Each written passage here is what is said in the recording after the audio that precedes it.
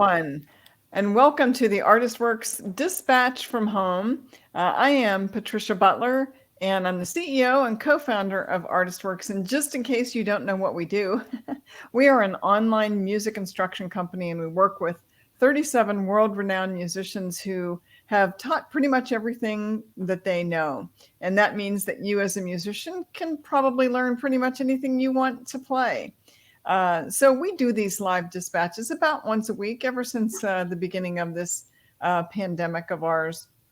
So we could bring a little musical oasis into your life, and we can all kind of gather around the proverbial fire and share a little bit of music. And I have found that it's not only helpful for me, it's helpful to our students, it's helpful to the public, and it's also helpful to our musicians who up to this point have not been able to do a whole lot of traveling and a lot of performing and recording. So it's kind of nice for them to also get a little window into the world. So we welcome all of you here today. We're going to be together for about an hour or so. We're going to want to know where you're from. We're also going to want you to ask questions because we are joined today by Tony Trischka, who teaches banjo at Artist Works, as well as Daryl Langer, who teaches bluegrass fiddle. So your questions are welcome. Please feel free to just say hello if that's what you would like to do. We've got a lot of conversation. We've got a lot of music coming up. And I'm really happy that you're here with us today. And just like every other time we have one of these events, we start off with a little bit of music. And today, that music is going to come from Mr. Daryl Langer. So here we go. Daryl? Hey. All right, Patricia and Tony and everybody who's here, wherever here is for you. We're going to, because it's fiddle and banjo night, I was thinking I'd start with a little tune that was made famous as a fiddle and banjo tune by Paul Warren and Earl Scruggs, the great fiddle and banjo duo from Flatt and Scruggs, of course. And they like to play a certain tune called the North Carolina Breakdown, which I just learned this afternoon. So it's going to be something very close to the North Carolina Breakdown. So here we go. Just imagine that banjo, which is going to be coming up very soon.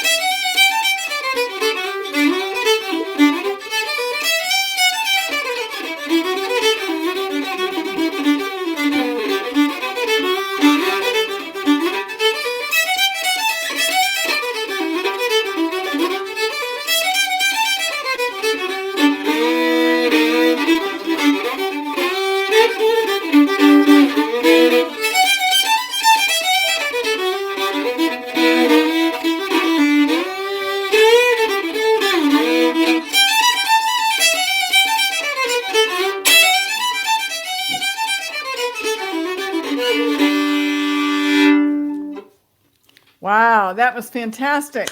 Yay! Cheers, cheers. That's definitely a Hey, fantasy. who's that other guy? That's Tony Trischka. Oh my God. Oh, Tony, you're looking like Mount Rushmore there. You're like you've got so much substantiality in the form of hair. I'm here suit. You're hirsute. That's right. That's right. Oh my gosh. You're in hot hirsute of Hot major hair factory. Oh my God. So Daryl, you look. It looks as though you're in some very familiar surroundings there, but not your own. Not my own surroundings, but I'm thinking about, man, I'm going to get some old barnwood and put them up on my wall because this Guthrie Traps studio is fantastic. And he's got some of the nicest fretted instruments you're ever going to Ooh, see. frets, Daryl, frets. Frets, I know, it's the new thing. It's the next thing. That's something you covet, right? I Oh, mean, you man, love yeah. frets. Yeah, yeah, that's good. That's good, right? You can get Oh, it. yeah. Oh, That's all. one, yeah, that's it. Go out on a high note there, Daryl. Yeah. Oh, man. All right. So, Okay. Tony, you're at home, it looks like, in New Where Jersey. else would I be? That's the only place I can be right now. I'm Yeah. sorry. I'm at home. No, actually, I'm very happy to be at home. Yeah, it's a good thing. But you both have been doing a little bit of very careful traveling. And I sort of wanted to talk about that because that is obviously, since I've seen you both last, something, well, virtually seen you, although I've seen Daryl in person. Lots has changed. It's starting to change. Let's put it that way. It's not really permanently changed, but things are moving right along. So, Tony, you actually have worked a little bit with Daryl, but you've been doing some recording and you even mentioned a gig. What's going on? Give us some hope. There, I think it was the first gig I'd played in about 6 or 7 months, and we can't just not play. So what's starting to happen is certain venues are having people come in and play for the promoter, maybe someone else, and then whoever the techie person is, and go in and stream shows from the venues. So I did one here in New Jersey from an art center, and then Bruce Molsky, my good fiddle friend, and I did a banjo fiddle duet, speaking of which, as Daryl was, up in Western Massachusetts at something called Watermelon Wednesdays. And every Wednesday they have well, when things were normal, they would have a show up there. So we each drove up there and did about an hour and a half show up there, again, streamed live. So that's how things are happening these days. Yeah, that's very. And so you did some recording too, or? I did some recording, and if Daryl hadn't been there, I probably wouldn't have been able to do it because he was the fine fiddler and engineer and producer, wearing 3 hats stacked on top of each other, and it was really. And he was excelling at all of them. My head was falling over sideways from all heavy. the hats. Heavy is the head that wears the crown, right, Daryl? Well, the heaviest head that wears 3 hats, that's for sure. Yeah. But it was a blast, and we had some of the finest young pickers. One of which, actually, I've just finished doing an interview with a great Scottish fiddle player named Louise Bechan. And she is a tremendous fiddle player, and we're trying to get more Celtic fiddling into the fiddle school because that's where it all comes from, or most of it does.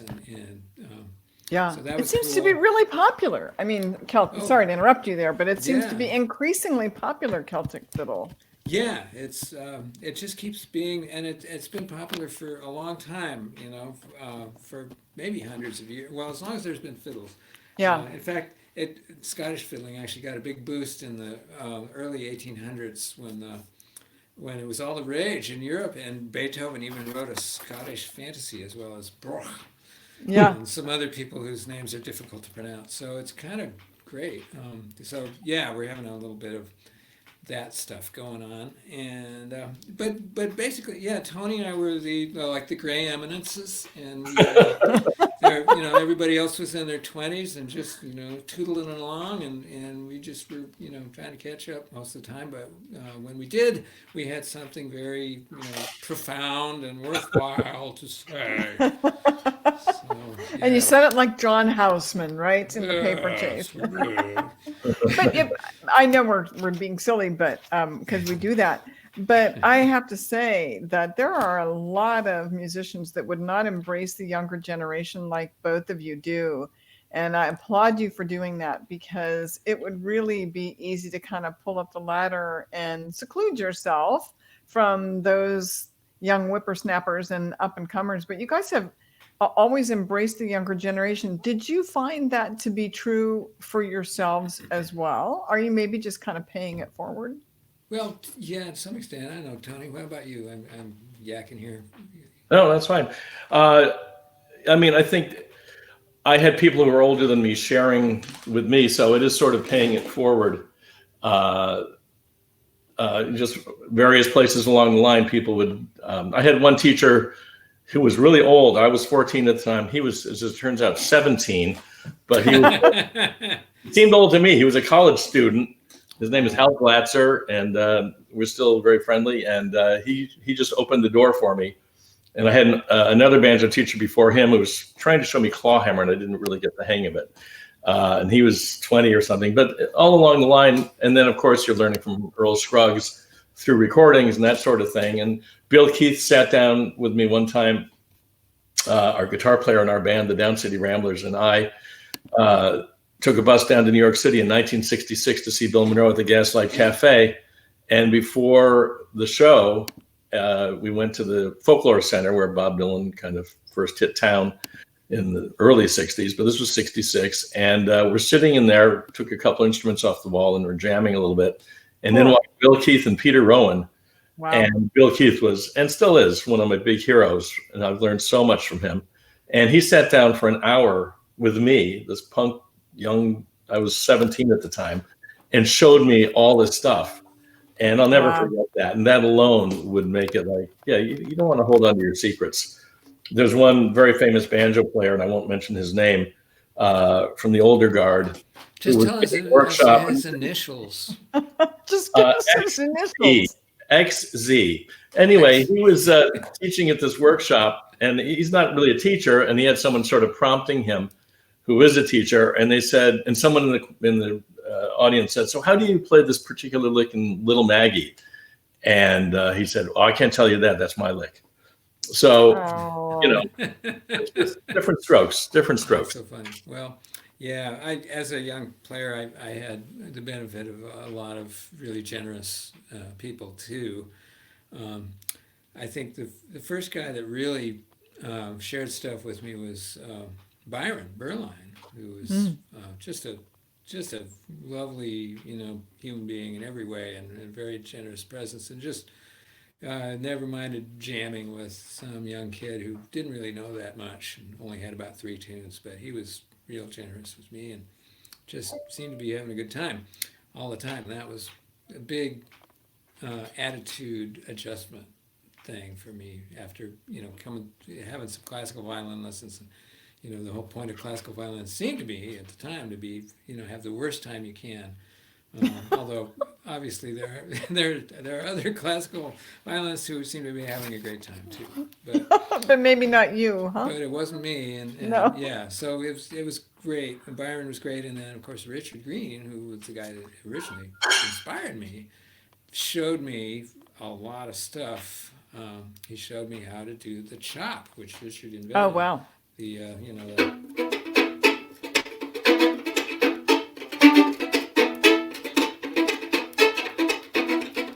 Which we put to very good use with the Turtle Island String Quartet, which sort of, because we needed to have rhythm, guitar, and piano, and drums in our string quartet, but we didn't really have the budget for actual drums. So this was what came out. This would propelled us into the realm of at least the income realm of 3 figures annually for the Turtle Island String Quartet.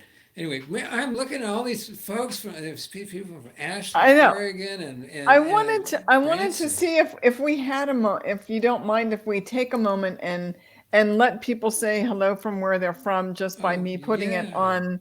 By me putting it on the screen. Oh, please do. This is great. Oh man. Oh, Duke Levine, one of my favorite musicians ever. Look at Duke. Check out Guthrie's cool green telly, man.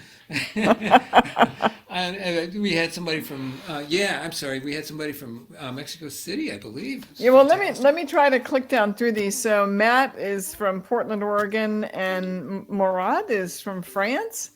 And then we have Craig, who's joining us from Manchester in the UK. Wow. Debbie is here from Manitoba. Thank you, Hi, Debbie, for joining us. Yeah. Let's see. We have a couple of others here. Doug is from Boulder. And I think this is fun. Doc Savino is from Florida. Yeah. Love that. That's worth a fiddle tune right there. Loxahatchee. It is? Yes. Yeah. Oh, Yeah. and then I haven't here's a heard couple that yet. more. Julie. Hi, Julie. Hi, Thanks for Lana. joining us again. You guys might know Julie. I think she's on one of Oh, the yeah, courses. Yeah. Oh yeah, she's great. Really. And Oh, here there's- is Patrice from the UK. That's And- Chris. Yeah. Hey, Chris. And Yeah, Sam cool. from Hawaii. Wow. And I think there was one more. Oh, how about Matt Hermstead from Bariloche, Argentina? Oh my gosh, there's so many Wow. people. How are you seeing all these? And I can't see. I need to put on my peepers to see them. Oh. Houston. Somehow Oh my I found the goodness. comments page here somewhere. So Yeah, this is good. Kenneth Oh, Case from Branson. Wow, there's a lot of people here today. Lots of people. Mark saying my haircut looks surprisingly good. Daryl, you're reading all the comments. It does look. It does look surprisingly good. I have to say it does. Yeah. British Columbia, Don. Thank you for Thank joining you, us. Don. Appreciate that a lot. Thank you. Yeah. And then Nice. I don't know if Tom maybe got a second. No, there's Portland, Oregon, and then there's Ashland, Oregon. Yes. So we've got yeah. some. We've got And the top Tony, and here, the this- bottom. This one's for you. The beard adds much gravitas. But somebody said Bayla's got your Jane, related to Matt, I presume.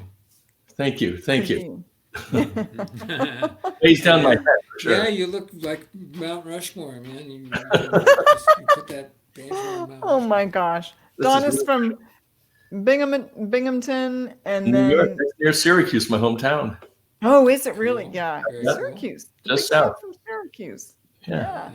But we have to let a couple more people say hello here, because Oh, Susumu, okay. Hello. Wow. Yeah, Do you know him? Yes, I do. He's a student on the great fiddle player. Yeah, and it looks like he's back in Japan. He was in Indiana for about a while, but now he's wow, nice. Chile, Well, we have this yeah. gentleman whose name I'm so Fabulous. sorry I cannot pronounce, from Chile, but you are welcome. Right. Yeah, You are that's welcome a here. cool Halloween costume, that's for sure. Yeah, that is cool. I was going to wear mine, but I was afraid I was going to freak everybody out. From Lansing, Michigan. You want to see my mask? Yes, we need to. Let's do that. The world needs to see your mask. Yeah. It's silly. Hey, Julie and Jane. It's Mary Poppins. I almost wouldn't even know. It's amazing. It's like so realistic on the screen. Yes, Yeah. it's a spoonful of sugar. It's a little freaky in person, I have to say. Yeah. Those half face masks. They're great. Weird, They're very great. cool. Yeah. They're very cool. And here's one more person I'm just going to say. He's from Hello, Mark. Syracuse. My dear friend from Syracuse. Yeah, and Carolyn is from Atlanta, and Steve is from Boulder. We had a couple people from Boulder. That's great. Thank you That's guys great. all, for joining us. Really appreciate it. It's nice to see that people are coming here from everywhere. And now it's time for you to ask any questions that you have. So don't hesitate. These guys are here to entertain us, but they are also here to take your questions and make this a time for you too. So don't hesitate at all. Now, since I have your attention, I will tell you, I got to put up this one other thing here, that Artist Works is having a contest right now. And today I'm announcing it here actually, where if you sign up at artistworks.com/contest, you can win 60 minutes of a private lesson. I doubt it's going to be in person, but it's a private lesson online with any of our artists. And that includes Daryl or Tony, anybody that teaches at Artist Works pretty much. And you also can win a 1-year membership to any course. So you can have a lesson if you want with one of these great master musicians, and you get 1 year of membership at Artist Works as well. So I will leave that destination up there for you in case you do want to sign up. Feel free to. We'll announce who has won in the next probably 2 weeks. So maybe it's you. And I just wanted to get that out there and get it out of my system because I want everybody to sign up. Very cool. So, Well, I think it's that sounds to me like it's time for banjo. I think well, you guys are so generous with your time with people that are learning online, and obviously video exchange has become very popular, and it's a great way for you to teach everybody through just one interaction. But it is really nice for people to get that individual attention and have your undivided attention for 60 long minutes, and it can be something that changes people's musical journey. So we're happy to be giving that away this year, and hope that lots of people sign up and you guys end up with somebody learning with you online. So it's a good thing. Cool. Yeah, we welcome it. Oh, that's nice. So would you guys like to play a little something? Tony, what do you think? I think it'd be a great idea. We had talked about doing some fiddle tunes, which as Daryl was saying, it's great just to do banjo fiddle duets. I love doing banjo fiddle duets with Daryl. We've recorded one or two, and whenever we get together, we try to get that happening. It's a tradition that goes back into the 1800s for sure. yeah. And a pretty big part of bluegrass, again, as Daryl said, with Paul Warren and Earl Scruggs from the Foggy Mountain Boys, and J.D. Crowe would do with a fiddle player here and there, and we can't do it exactly playing at the same time, but we could sort of go back and forth and maybe do, what do you want to do, Daryl? Should we do Leather Bridges? Well, yeah, Leather Bridges for me was one of the most important recorded fiddle and banjo duets that really changed my whole approach to everything, music. That was recorded by Vassar Clements and John Hartford many moons ago on the Aeroplane record. So that's holds a special kind of that tune holds a special place in my heart for banjo and fiddle. Obviously, if we tried to play that today, it would be a complete disaster in every possible way. But we can play it separately, and then maybe if you guys record it, you could superimpose put them together, 2 recordings on top of each other, and it would be like a totally different kind of disaster. It would be fun, maybe. But Tony, I would suggest that you go first, and maybe play a little bit of that, get a little bit of that fiddle and banjo Leather Bridges. Yeah, I'll play a couple times through Leather Bridges, and we'll go from then. You can do it. Okay, yeah, it's just oh yeah. Yeah, you do that. Yeah, okay, and then now you. We're going to resort to pugilistics here in a second. Yeah. And this is in the key of G. No, it's okay. It's all right. It's okay. This is this is in the key of G, and because fiddle players always have to have things where they want them in their particular keys. Isn't that true? That is Sally true, Gooden Tony. Don't give me any trouble on this. Sorry? That's true. It's true. It's true. I don't want any trouble from you. No, you'll get no trouble. We just slap on a capo if we have to play an A. I could try a capo.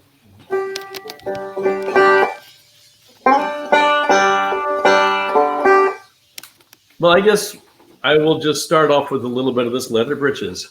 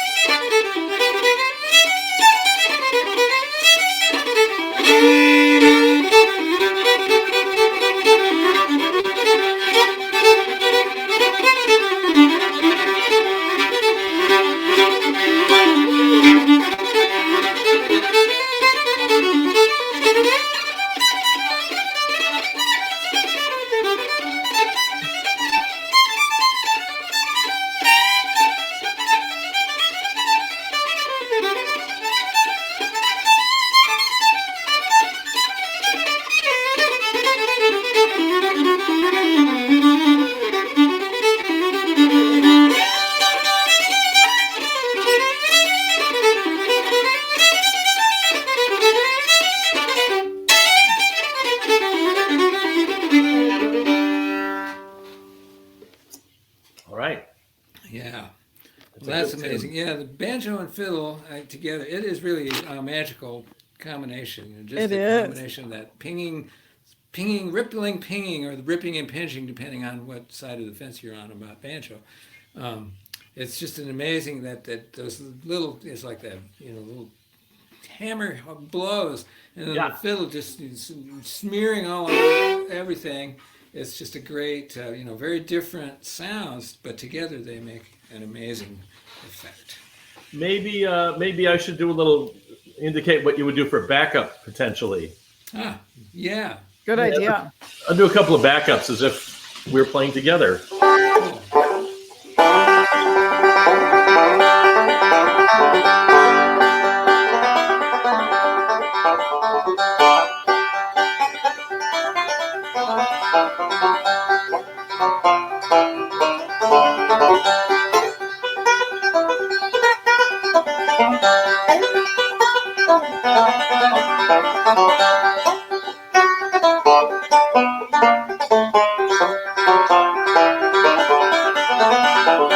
cool. Something like Very that. cool. Yeah. And so when you're playing all that beautiful melodic stuff, I would probably um, somehow make myself go a little bit more in the background. There's a lot of things that the fiddle can do to be in the background too, even though Uh-huh. the fiddle doesn't want to be in the background. It can be.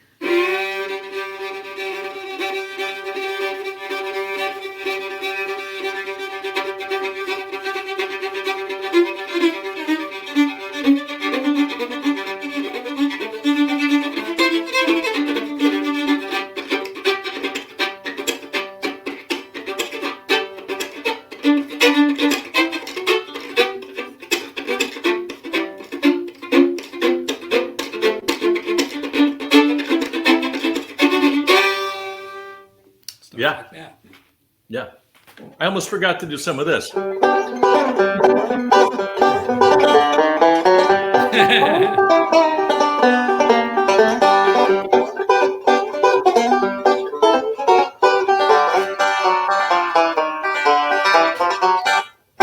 All right. Yeah, baby. Of course, Put me back. that classic Scruggs, move that. Yeah, Earl wrote the book.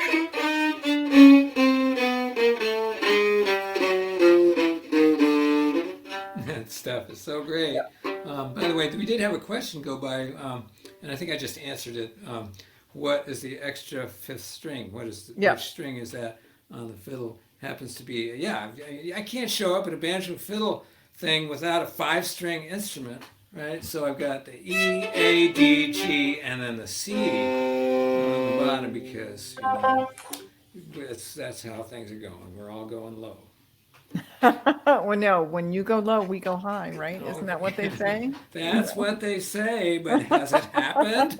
I hope so. I don't know. Someday. I do have a question, another question here. If it's okay to move on, unless you still want to talk about the fiddle tunes, because I don't want to rush that conversation.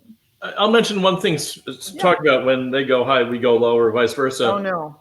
Yes. No, just in terms of banjo fiddle duets. Like if the fiddle's way up high, it's common conventional wisdom is to play down low.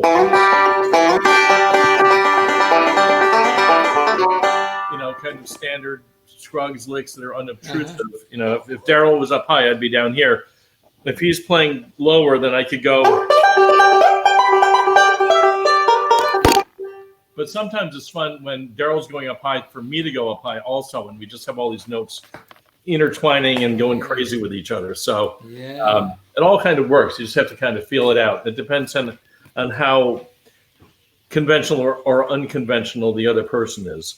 With Daryl, we can go anywhere with it. So Yeah, it's always such a thrill to play with Tony because, no matter what you do, what I do, he's right there with me and we're just like, it's like a wall of Yeah, it's like everything in the world coming out, and it's like, yeah, cats and dogs and kitchen sinks and nails and hammer screws and bolts and nuts and yeah, Oh, just the whole thing. Daryl, And you're it's just too like funny. dirty laundry, clean laundry, everything. Yeah, just a Wait, little bit. what Yeah, about laundry? socks, What? shoes, What? socks and shoes. Just But everything. I love that. I always love to hear you two play together, of course, and love the magic that is your music when you get together. I wonder how you can have something like that happen when you haven't played with somebody before. We've got a lot of people from all over the world, impressively tonight, people from everywhere. Yeah. And I'm sure when they get together and this craziness is over, they're probably going to start playing with some people that maybe they don't know. How do you get a little bit of synergy going, or how do you manage a situation when you just don't know how somebody's going to back you up or trade solos? How do you do that? How do you manage that? Who can, Well, Tony, you want to take that or? sure, I'll field that question. If it's bluegrass, it's pretty easy because there's a common repertoire that everyone around the world knows. You could be in Australia, Japan, France, South Africa. You could be anywhere, and people, if they know bluegrass, they know the same tunes. They'll know Foggy Mountain Breakdown, they'll know Sally Gooden, they'll know Rollin' My Sweet Baby's Arms, and a whole host of other tunes. There's this common repertoire, and so you can just start playing with people where you don't even speak their language. And that's for bluegrass, but then you can just find common ground with anybody in any style. I had a chance, I was playing at the Vancouver Folk Festival many years ago. I was playing with Hazel Dickens, actually, and I was backstage right after our set, and the band that was going on next was the Chinese opera, which wasn't like a whole opera, but it was folk instruments of China. And this woman who I met, who was backstage getting ready to go on, had a Chinese instrument. I can't remember what it was called, but the frets were made of jade Oh and my. really high scallop frets. And she didn't speak English. I didn't speak Chinese, but we started kind of hanging out. And she showed me some Chinese melody, which I learned on the banjo. And I showed her a little bit of Foggy Mountain Breakdown on this Chinese instrument. And then we just jammed a little bit, trying to find common ground. We didn't even speak each other's languages. So music is Very the cool. great barrier wall breaker downer. And that's why music is so important for our spiritual and physical health. Yeah, That's so true. What about you, Daryl? How do you handle those situations? You're working with somebody new and you're not really sure what they're going to do. Well, yeah, that's the beauty of fiddling. Of course, the whole idea of fiddling is that you're playing dance music, and there's all different styles of fiddling, but basically you're dealing pretty much with the same 12 notes. And again, music is a universal thing. So there's a lot of a lot of music is kind of built on the idea of a dialogue. One person sort of says something, and then the other person says something back. And really, I mean, the point of learning more about music, I think, really is to be able to be more flexible with what you can do on the instrument, so that you can fit in with what's going on around you. And I think that's probably the best reason to learn more on any instrument, is that if you have somebody who just wants to play an A minor chord, you can just play it. Like an A minor scale. You can just kind of fit stuff together. And, certainly fiddle traditions all over the world are not that far away from each other anyway, because it's just the same instrument, and the idea that you can play melodies that make people want to dance is a very universal idea with the fiddle. So you have that. And even if you don't know the melody they're going to play, if you know a little bit about musical structure, which was something I deal with a lot in my school, you can play with them if they're playing like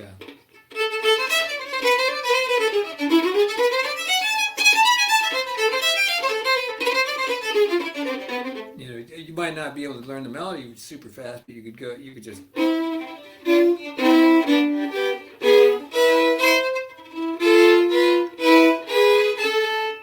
just give them a little rhythm. So there's a lot of things that you can do to just, there's so many different ways of just playing together.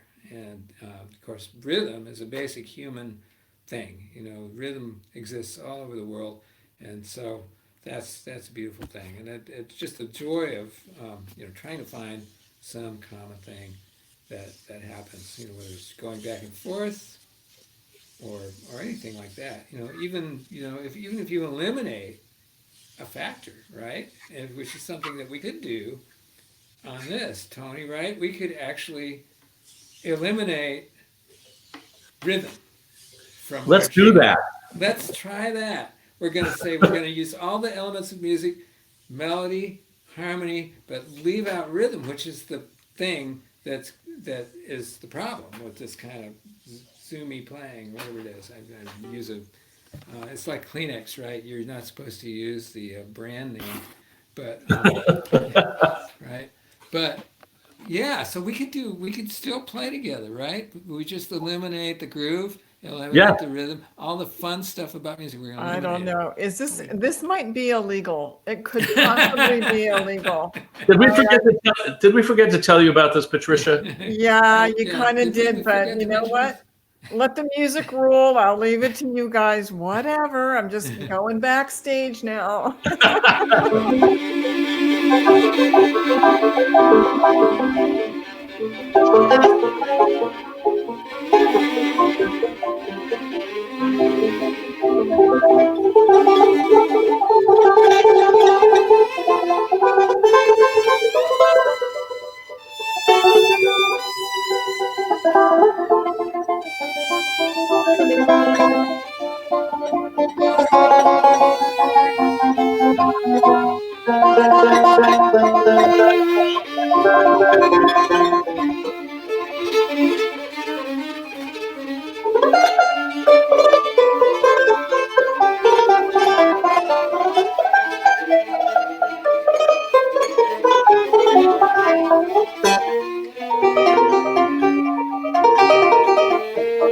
Rhythm.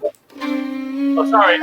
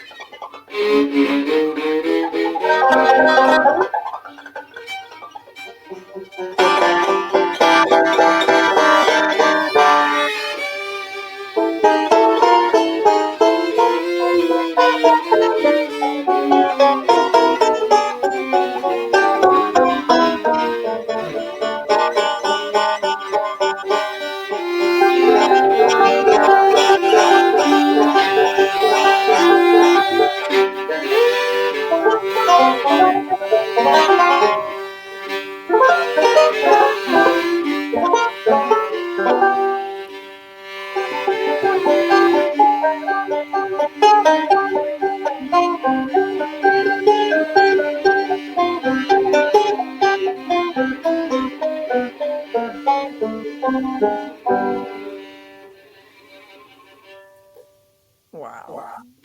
Like I feel like I'm seeing, trails. Oh, the Paisleys are going by. It's like Grand Central around here with the Paisleys. Yeah. But I'll tell you what I find really interesting about that. Not only that the crowd really enjoyed it, but They did? They did. Oh. Yeah, people were, yeah. When you took rhythm out of it, you sort of escaped the tonal center as well. It seemed like when you took that one element out of there, you became more inventive or innovative, I guess we should say. Is that, do you think that's Certainly true? more abstract. Yeah, there was Yeah. definitely a feeling that all these kind of intervals were totally no holds barred. Katie by the door. So is that what happens then when you take one element like rhythm out of it? Do you suddenly feel freer, more liberated to Some kind of do some people other things? might want to just stick to one harmonic, but when it's me and Tony, the Yeah. way we are, it's kind of like, It can I go mean, anywhere. yeah, Yeah. it's if there was rhythm, we'd still go crazy, and I think, Yeah. yeah, I think, And and the thing is that I have some of my students do this. I'll say, okay, I want you to free improvise for your next video exchange submission. Maybe have them do one normal tune and then do a free improvisation, which is exactly what we just did. Because it's a great way to open up your creativity and get your flow going. yeah, Where you don't have to play in rhythm, as we just did not. Except I'm sorry, I messed up for a second and played in rhythm. I apologize profusely. How could I possibly? But Tony besides was, that, just play absolutely free. There are no wrong notes. It's whatever you come up with is good. now what if we And if did you do that, play? What if we did play a tune though, like without rhythm? What if we played a tune that everybody would recognize? Like, together, sort of. like, yeah, like sort of, but just kind of suggested So, yeah, tunes. sort of play around each other, kind of. Yeah, yeah. Yeah, Should we just try that for a short time? I know this gets a little. yeah. Let's try it. Yeah. Okay. What tune should we do? Something well known, like Let's do Salt Creek. Salt Creek. Okay, I How's was thinking that? more like Tiny Day. Let's do Salt Creek. Okay, and so we shall.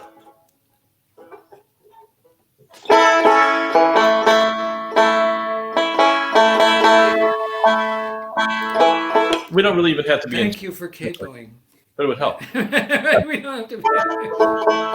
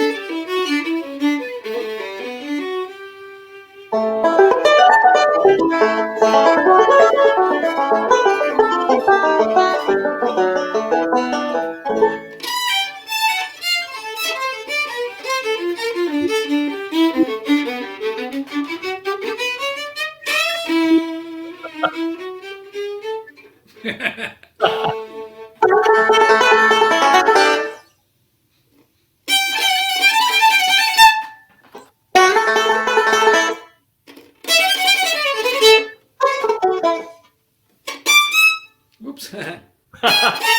Whoops. Whoops. There it is. Ha! Found it. Found it. Found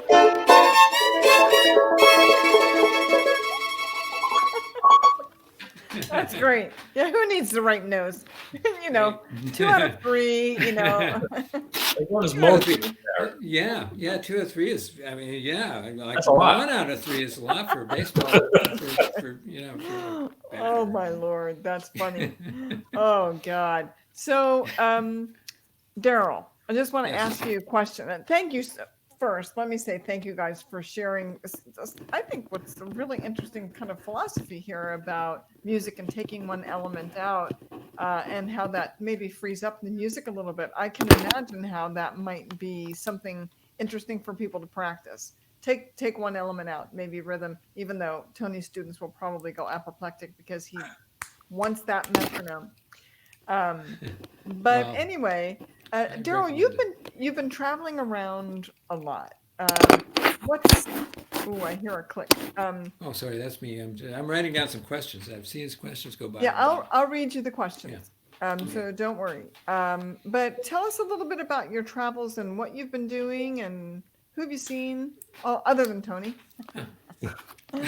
Oh, yeah. Well, I've been crisscrossing the country with my isolated my little trailer. I've got a little 13-foot trailer, and I'm towing it with a car, obviously.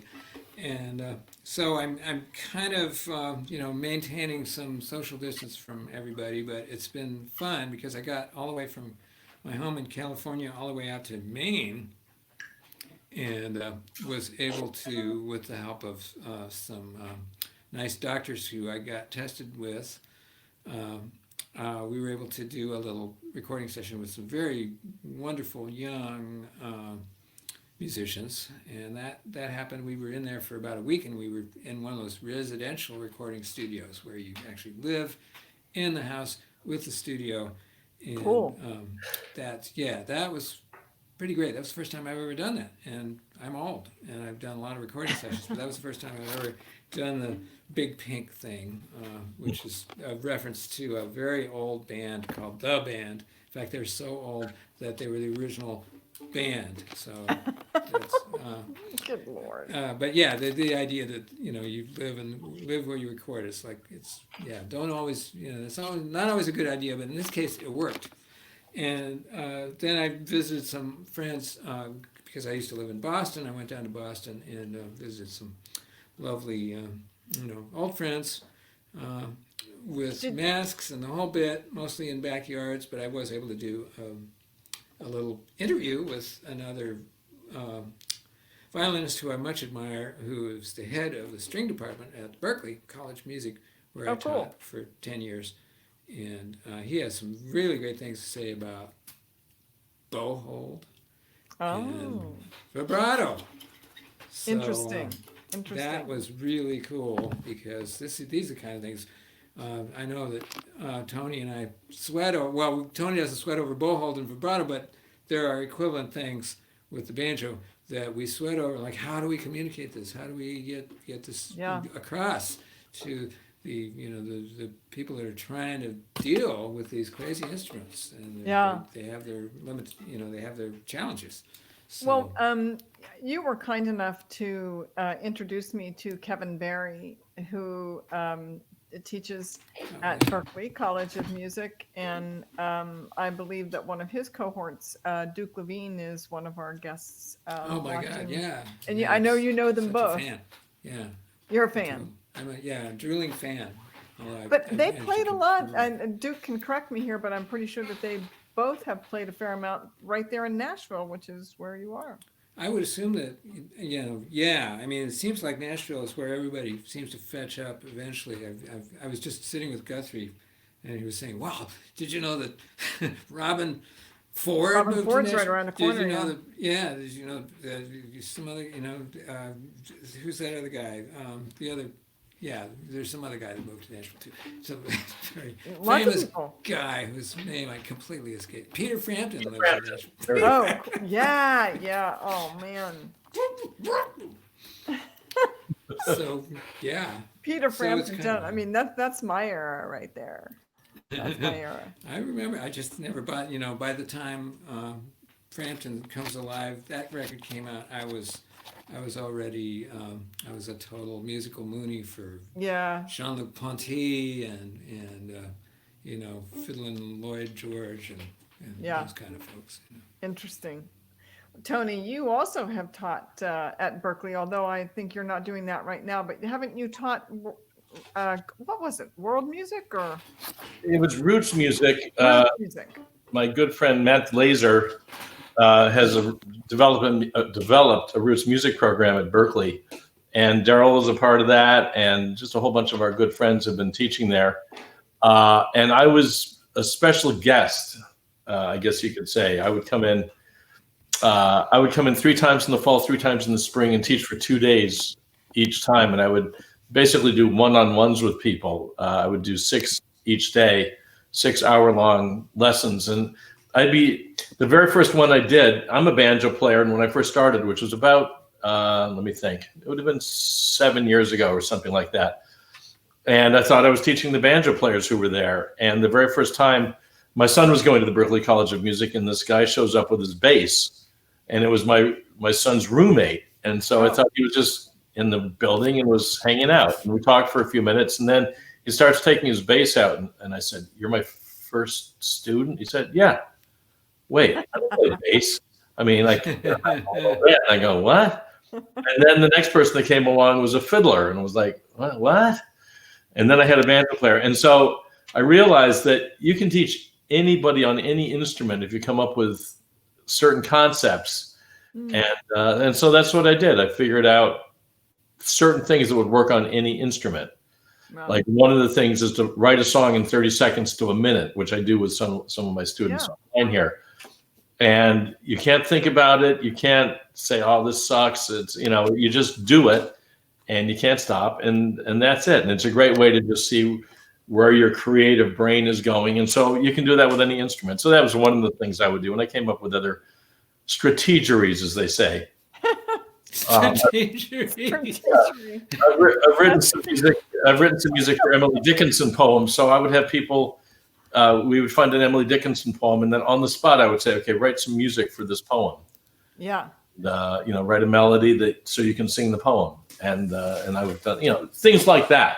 And these are challenges that you can set for yourself as when you're just by yourself practicing. These are things you can do. Besides just learning the tune that you're trying to learn for the next lesson, or, the next VE in our cases, you could go outside and do some free improvising, or again, write some music for a poem, or write a song in 30 seconds to a minute. These are all great ways to stretch your creativity. So.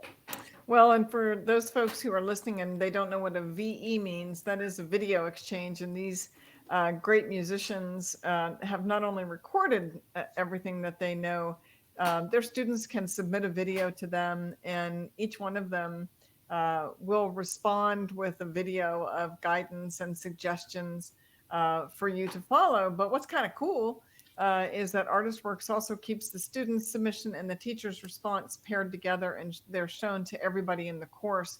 So now what might have been an otherwise kind of private aha moment is instruction for everyone. And so Tony's been doing this since August 10th, I believe, of 2009. And so it's been quite a while, and you've done thousands and thousands of video exchanges. And Daryl, it's been with us since July of 2011, and you've done thousands of video exchanges too. So I just wanted everybody to know what the heck a video exchange is. Even though some of our students totally. are here. That's a really interesting thing. I think the great thing, one of the great things about that, besides the fact that there really is, interaction, and people, you don't even have to make an appointment, right?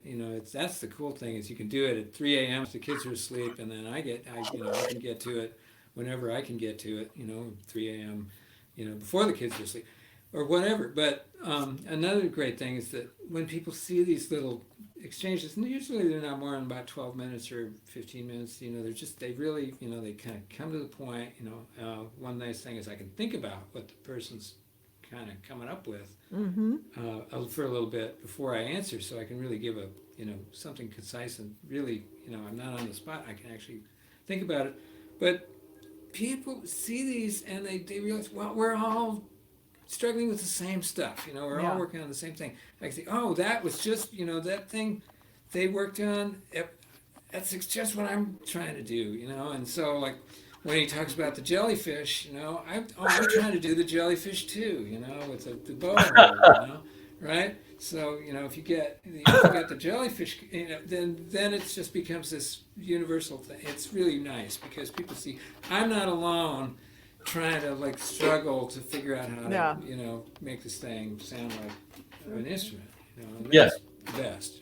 The other great thing about it is, after you've done 10 of these things or something, or more, you can go back, and people say, I don't feel like I'm making much progress. And I always say, go back to your first video exchange where you can play, you're just getting started. And they're all right there. You can go back and look at your first video and see, oh yeah, look how far I've gone from there to here. Yeah. So it's a great way, as opposed to, I remember like 10 years ago or 3 years ago or 6 months ago, I could barely play. I don't remember what I was playing, but this way it's right there in video. It's right in your face, and you can really. My hair is so much better now. Love the hair and you love the beard. Darryl, there are a couple of questions that I really feel compelled I need to ask you. Not that I'm taking the limelight off of you, Tony, at all, but there are a couple questions I'd like to get answered. First of all, I really do need to know what the blue tape on the fiddle is for. And or people are going to start being haters. And then the second thing is there's a lot of talk about that, jellyfish fluidity in your right hand. Could you please address both of these questions? Okay. The fiddle cut itself shaving just no, it's actually just, what happened? I was moving back and forth in the control room because that's where I was recording myself for this last recording session, and I needed to be able to aim the microphone at the same place, even if I turned over to do something on the computer, and I needed to bring the fiddle to the same place. So if I had a thing that it's like a place to aim the mic to, and I can take it off now because there's no. I don't have. I'm all not right. We all feel better now. Look at this. Okay, I'm getting rid of this blue tape. We all thought it was wounded or something. Yeah. Okay. The other thing with this jellyfish is I did see a comment go by. This is merely part of the mechanics of fiddling is to stay relaxed. And one of the hardest things, when we're trying to control this stick, it's like this long thing, it's and we're trying to get it to go back and forth, up and down, over any of usually 4 strings, sometimes combination of 2 strings. So there's all this stuff that has to happen in order to produce a sound on the instrument. But one of the things that makes it easier and more enjoyable is that if we can be relaxed. And so a lot of, it seems like a lot of noise at the beginning trying to figure out, trying to get a bow hold that we can be relaxed and have a lot of control. But that's the thing, we're trying to stay loose and yet have tons of control.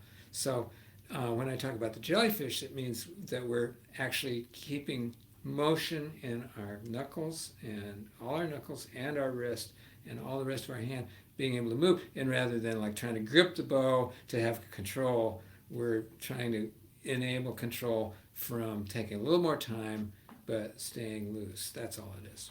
Oh, that's a great explanation, though. I think a lot of people want to understand how looseness actually comes to you. And that's great. Thank you for sharing that. Tony, and a question for you was, and I feel like I know the answer to this, ever have the urge to play a fretless banjo? And did you, in fact, take a lesson with Ornette Coleman? Cool. Someone else asked a question, I'll just put it out there, which we can answer in a moment, which is, let me speak English. What if Daryl and I recorded together?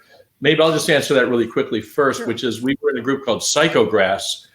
And I'm not sure if these are on Spotify and Apple Music or not, or on YouTube, but we were in a group called Psychograss on the 2 last albums, I guess it was, that we did. So that's one place. And I recorded with Daryl most prominently in my mind on an album called Robot Plane Flies Over Arkansas, and there's a song in there called Blown Down Wall that Daryl takes the most outrageous fiddle solo I've ever heard. It's just bonkers and amazing, and I just listened to it the other day because I needed a Daryl hit, and I got it. So I get so inspired, man. Tony Wright was on there, and Mike Marshall and Todd Phillips, and it was just an amazing band, and Daryl just went to town. So those are a few things anyway. What was the Ornette Coleman thing? Was my dad used to come to New York City from Syracuse, and we would go to jazz clubs. We went to see a guy named Dewey Redman who used to play with Ornette Coleman.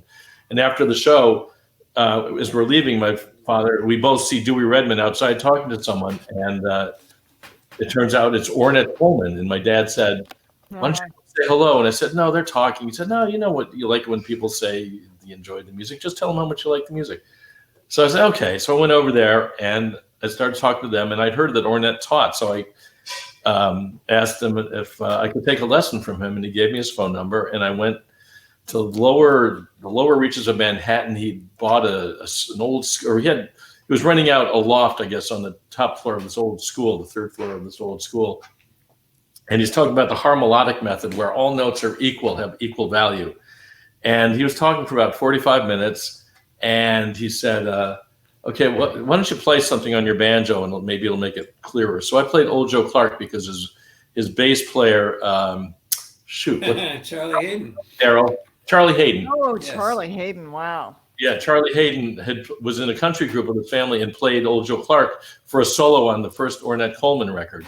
So I figured I'll play Old Joe Clark. So I'm playing, and at this point, Ornette's just talking. I didn't even see a saxophone around. And as I'm playing, suddenly he had picked up a sax from somewhere, an alto sax, and we played a duet for forget the fiddle banjo duet. This was a sax banjo duet. I played for 45 seconds with Ornette Coleman.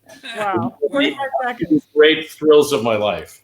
Oh, that's awesome. Yeah, I mean, how many of us have a memory like that? Not very many. That's really incredible. Yeah, it was very special. And he was a very sweet man and really wanted to get his point across about his style.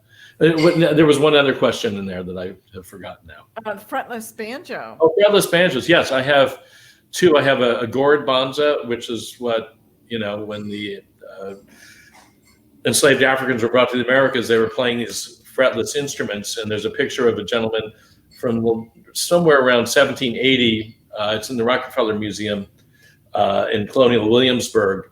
And it's a painting of an enslaved, I heard a wedding, but it's a dance of some sort. And there's a couple dancing, and there's one gentleman playing hand drums, another gentleman playing this fretless instrument with 4 strings and a short string about halfway up the neck. And so people, starting in around 1990, started making these gourd banjos, or gourd banzas, really. So I have one of those. I have 2 of those, actually. And I've also got a replica of a banjo that was made in the 1840s. Wow. That's fretless, and it's an amazing instrument. It's tuned down low instead of being in G, or well, this is A now, but it was tuned down in D. I'm sorry, down in open D tuning with a 4-string tuned down. Instead, it's like a drop C tuning if you know banjo, but the 4-string would be tuned down to G. The same relative thing as drop C tuning. So yes, I've got 3 fretless instruments. Had I known, I would have brought them upstairs. Yeah, well, next time. I love that one blackhead banjo that you. That's a very cool one. You mean this one right here? Oh. Okay. Speaking of which, this is a low tune. Oh, yeah. Love that. Why don't you guys play something? We've been at this over an hour. We should probably have to play something. We're done. Bye. See ya. Bye. Gotta go. Too hip. All right.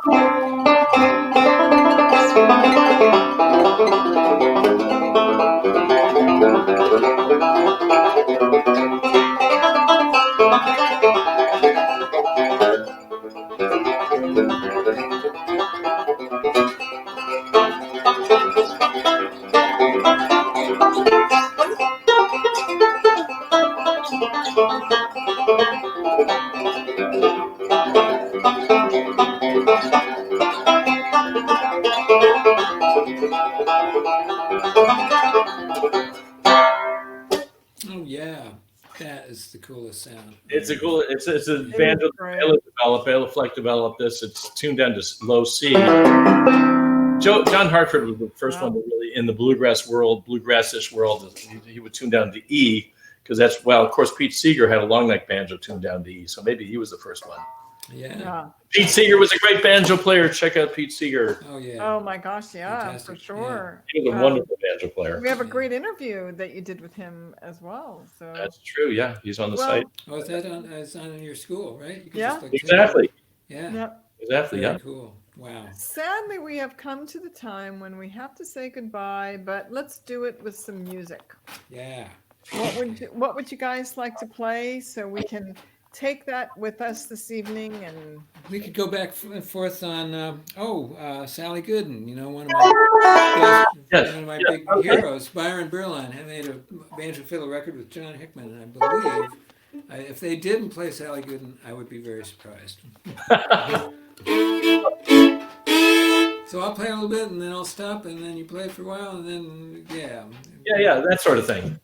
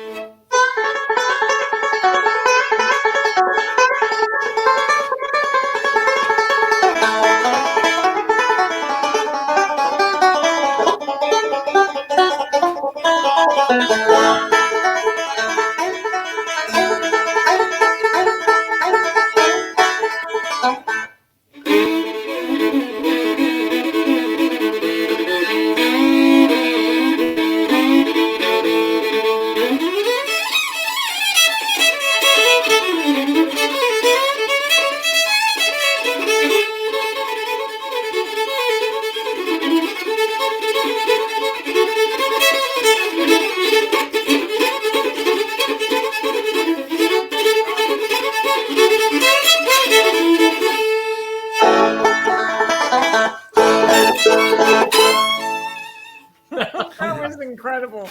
You guys are so awesome. Can I say two things first? You can say three. I'll stop with two. I don't want to overdo it. First of all, we all play Sally Gooden because of a guy named Eck Robertson, E-C-K Robertson. He recorded, some people consider it the first country music recording, arguable point, but I think he recorded it in 1923, and he did like 10 variations, and that's where everyone who plays Sally Gooden got it from originally. So you should all check it out.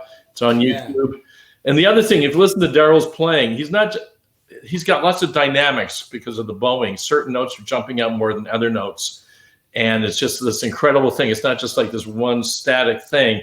It's certain notes are jumping out like this. And you can do the same thing on the banjo. It was something that John Hartford did a lot of, because Earl Scruggs would go. Certain notes would jump out more than others, but John Hartford would do things like.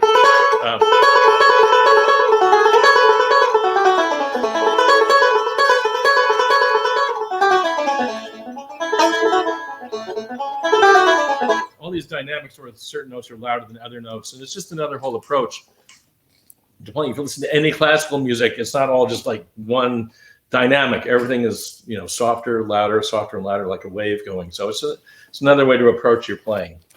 Okay, that's two things. I'll stop there. Well, I will tell you, you know, I've hosted a lot of these, and I've you know, listened to a lot of performances, whether live or being recorded, and a lot of professional musicians would have just let that go right by and not taken the moment to teach something so that everybody can learn to play the music they love. And I appreciate you both for teaching as masterfully as you play, and for taking those moments when there's just something that might actually help somebody become a little bit better player. So thank you, Tony, for doing that. And both of you, I miss you both, and you know that I mean that genuinely. I surely wish that backdrop was in our studio right now, but we're going to get there. We're going to get there, and I hope that you both stay safe in your travels. And you too, Patricia. Thank you so much. We missed you too. Yeah. Come Say hi to David. I will do that, Tony. All the best to you both, and thank you again for sharing your evening with us.